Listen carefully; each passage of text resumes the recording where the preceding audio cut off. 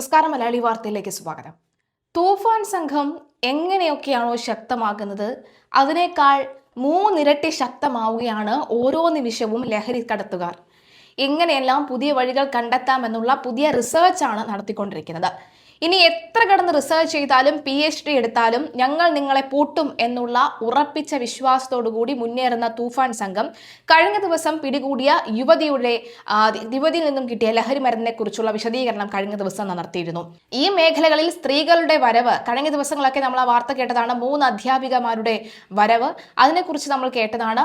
അതിന് പിന്നാലെ അധ്യാപികർ മാത്രമല്ല പല മേഖലകളിൽ നിൽക്കുന്നവരായ സ്ത്രീകളെ ഈ ഒരു റാക്കറ്റിലേക്ക് കൊണ്ടുവരാൻ പലരും ശ്രമിക്കുന്നു എന്നുള്ളതാണ്. കഴിഞ്ഞ ദിവസം സ്വകാര്യ ഭാഗത്ത് മെൻസ്ട്രേഷൻ കപ്പിനുള്ളിൽ വിദഗ്ധമായി രാസലഹരി ഒളിപ്പിച്ച് കടത്താൻ ശ്രമിച്ച 2 പേരെ എക്സൈസ് സംഘം പിടികൂടിയിരുന്നു.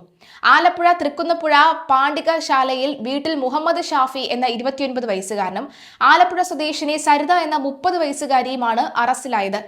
MDMA മെൻസ്ട്രേഷൻ കപ്പിലാക്കിയ ശേഷം സ്വകാര്യ ഭാഗത്ത് ഒളിപ്പിച്ച് കടത്തുന്നതാണ് സരിതയുടെ പ്രധാന രീതി.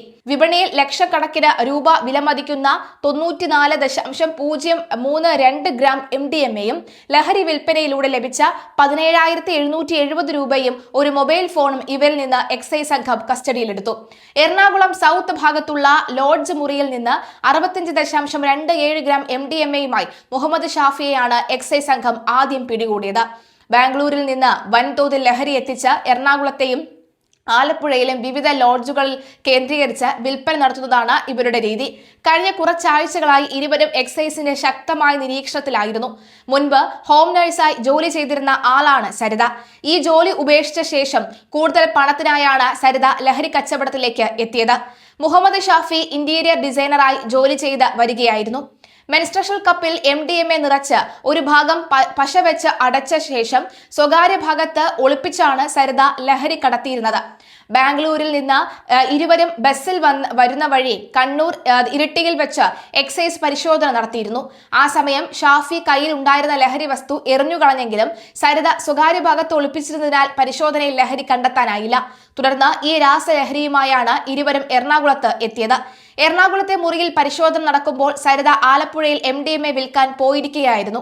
എറണാകുളത്ത് മടങ്ങിയെത്തിയ സരിതയെ രാത്രി 10:30 എക്സൈസ് സംഘം പിടികൂടുകയായിരുന്നു. ചോദ്യം ചെയ്യലിൽ വിൽപ്പനയ്ക്കായി കൊണ്ടുപോയ MDMA ആലപ്പുഴയിലെ ഒരു വീട്ടിൽ സൂക്ഷിച്ചിട്ടുണ്ട് എന്ന് സരിത വെളിപ്പെടുത്തി. തുടർന്ന് പ്രതിയുമായി ആലപ്പുഴയിലെത്തി നടത്തിയ പരിശോധനയിലാണ് ബാക്കി 28.76 ഗ്രാം MDMA കൂടി കണ്ടെത്തിയത്. ഗ്രാമിന് 4,000 രൂപ നിരക്കിലാണ് ഇവർ MDMA വിൽപ്പന നടത്തിയിരുന്നത്. ഇവരിൽ നിന്ന് ലഹരി മരുന്ന് വാങ്ങിയ ആളുകളെ കുറിച്ചും എക്സൈസിന് വ്യക്തമായ സൂചന ലഭിച്ചിട്ടുണ്ടെന്നും അവർ നിരീക്ഷണത്തിലാണ് എന്നും അധികൃതർ വ്യക്തമാക്കി. ഓപ്പറേഷൻ തണ്ടറിന്റെ ഭാഗമായി എറണാകുളം എക്സൈസ് ഇൻസ്പെക്ടർ അഭിരാജ് ആറിന്റെ നേതൃത്വത്തിലുള്ള സംഘമാണ് പരിശോധന നടത്തിയത്. Preventive officer PG Anoop, civil excise ഓഫീസർമാരായ സിദ്ധാർത്ഥ് S, അമൽ അർജുൻ, വനിതാ civil excise officer Princy, driver Vishnu എന്നിവരും ഈ ദൗത്യത്തിൽ പങ്കെടുത്തിരുന്നു. എന്തായാലും ഇത്തരത്തിലുള്ള അതായത് ഇപ്പോൾ ബസ്സിൽ വെച്ച് ഇവരെ പരിശോധിച്ചപ്പോൾ ഇവരിൽ നിന്ന് ഒന്നും ലഭിക്കാത്തത് കൊണ്ട് തന്നെ ഇവരെ വെറുതെ വിട്ടില്ല. പകരം ഇവർ സഞ്ചരിച്ച എല്ലാ വഴിയും കൃത്യമായി നിരീക്ഷിച്ചു. അത്തരം നിരീക്ഷണത്തിൽ മാത്രമാണ് ഇവരെ പിടികൂടാൻ സാധിച്ചത്. ചിലപ്പോഴൊക്കെ തന്നെ പോലീസ് സംഘത്തിന് പിഴവ് പറ്റുന്നതും അങ്ങനെയാണ്. ആദ്യത്തെ പരിശോധനയിൽ ഇവരെ സംശയമുണ്ടെങ്കിലും ഇവരുടെ കയ്യിൽ നിന്നും മറ്റൊന്നും കിട്ടാത്തത് കൊണ്ട് തന്നെ ഇവരെ വിട്ടയക്കുകയാണ്. പിന്നെ ഇവരെക്കുറിച്ച് ഒരു നിരീക്ഷണമോ ചിന്തയോ ഇല്ല. പിന്നീട് എപ്പോഴെങ്കിലും ഏതെങ്കിലും തൊണ്ടി മുതലുമായി അല്ലെങ്കിൽ ഇത്തരം ലഹരി മരുന്നുമായി പിന്നീട് പിടിക്കുമ്പോഴാണ് അന്നേ ഇവനെ ഒരു സംശയം ഉണ്ടായിരുന്നു എന്ന് പോലീസുകാർക്ക് തോന്നുന്നത്.